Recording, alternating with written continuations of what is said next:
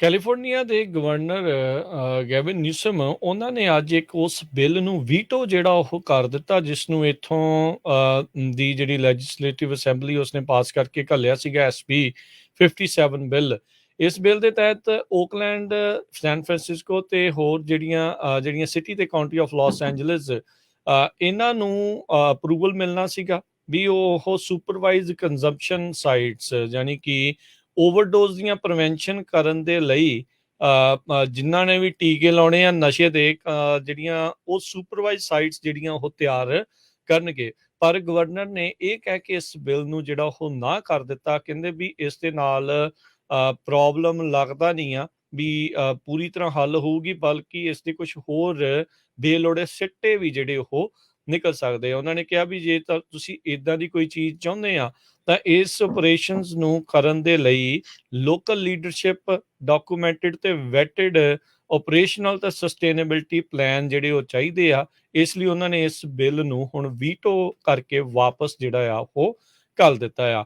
Senator Scott winner ਜਿਹੜੇ ਕਿ author ਹੈਗੇ ਆ ਇਸ ਬਿੱਲ ਦੇ, ਉਹਨਾਂ ਨੇ ਕਿਹਾ ਵੀ ਕੈਲੀਫੋਰਨੀਆ ਦੇ ਵਿੱਚ ਓਵਰਡੋਜ਼ ਕ੍ਰਾਈਸਿਸ ਜਿਹੜਾ ਉਹ ਚੱਲ ਰਿਹਾ ਆ ਤੇ ਕਹਿੰਦੇ ਵੀ ਕੋਵਿਡ ਦੇ ਕਰਕੇ ਇਹ ਕ੍ਰਾਈਸਿਸ ਹੋਰ ਵੀ ਮਾੜੀ ਜਿਹੜਾ ਰੂਪ ਆ ਉਹ ਲੈ ਗਿਆ। 2011 ਤੋਂ ਡਰੱਗ ਓਵਰਡੋਜ਼ ਕੈਲੀਫੋਰਨੀਆ ਦੇ ਵਿੱਚ ਐਕਸੀਡੈਂਟਲ ਡੈਥ ਦਾ ਇਸ ਟਾਈਮ ਵੱਡਾ ਕਾਰਨ ਜਿਹੜਾ ਉਹ ਬਣ ਰਿਹਾ ਆ ਅਡਲਟਸ ਦੇ ਲਈ। ਤੇ 2020 ਦੇ ਵਿੱਚ ਕਹਿੰਦੇ ਵੀ ਓਵਰਡੋਜ਼ ਦੇ ਜਿਹੜੇ ਰੇਟਸ ਆ ਉਹ ਡਬਲ ਹੋ ਗਏ ਸੀ ਅਮਰੀਕਨ ਮੈਡੀਕਲ ਐਸੋਸੀਏਸ਼ਨ ਦੇ ਜਰਨਲ ਦੇ ਜਿਹੜਾ ਉਹ ਮੁਕਾਬਲੇ। ਪਰ ਇਹ ਜਿਹੜੀਆਂ ਸਾਈਟਸ, ਉਹਨਾਂ ਦਾ ਕਹਿੰਦੇ ਵੀ ਸਾਡਾ ਮਕਸਦ ਸੀਗਾ ਵੀ ਇਹ ਕਰਨ ਦੇ ਲਈ ਵੀ ਹਾਈਜੈਨਿਕ ਸਪੇਸ ਹੋਊਗੀ, ਟ੍ਰੇਨਡ ਸਟਾਫ ਹੋਊਗਾ ਤੇ ਤੁਹਾਨੂੰ ਅਸੀਂ ਨਸ਼ੇ ਦੇ ਟੀਕੇ ਬੇਸਿਕਲੀ ਉੱਥੇ ਲਾਉਣ ਦੇ ਲਈ ਥਾਂ ਦੇਵਾਂਗੇ। ਪਰ ਅੱਜ ਗਵਰਨਰ ਨਿਊਸਮ ਨੇ ਇਸ ਪਲਾਨ ਦੇ ਉੱਤੇ ਲੀਕ ਫੇਰ ਦਿੱਤੀ ਹੈ। ਕਹਿੰਦੇ ਵੀ ਇਦਾਂ ਦਾ ਕੰਮ ਅਜੇ ਹਾਲ ਦੀ ਘੜੀ ਤਾਂ ਅਸੀਂ ਨਹੀਂ ਕਰਨ ਵਾਲੇ।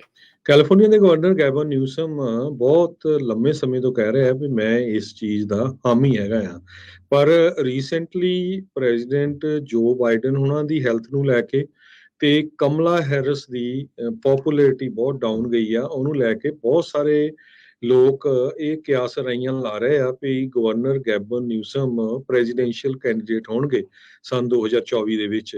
ਸੋ ਉਸ ਨੂੰ ਹੀ ਦੇਖਦੇ ਹੋਏ ਕਹਿੰਦੇ ਵੀ ਗਵਰਨਰ ਗੈਵਨ ਨਿਊਸਮ ਨੇ ਇਸ ਦੇ ਉੱਤੇ ਸਾਈਨ ਕਰਨ ਤੋਂ ਨਾ ਕਰ ਦਿੱਤੀ ਆ, ਕਿਉਂਕਿ ਪਿਛਲੇ ਦਿਨਾਂ ਦੇ ਵਿੱਚ ਰਿਪੋਰਟ ਆਈ ਸੀ ਓਪੀਅਡ ਤੇ ਡਰੱਗ ਨੂੰ ਲੈ ਕੇ ਮੌਤਾਂ ਦੀ ਗਿਣਤੀ ਦੇ ਵਿੱਚ ਬਹੁਤ ਜ਼ਿਆਦਾ ਵਾਧਾ ਹੋਇਆ ਹੈ।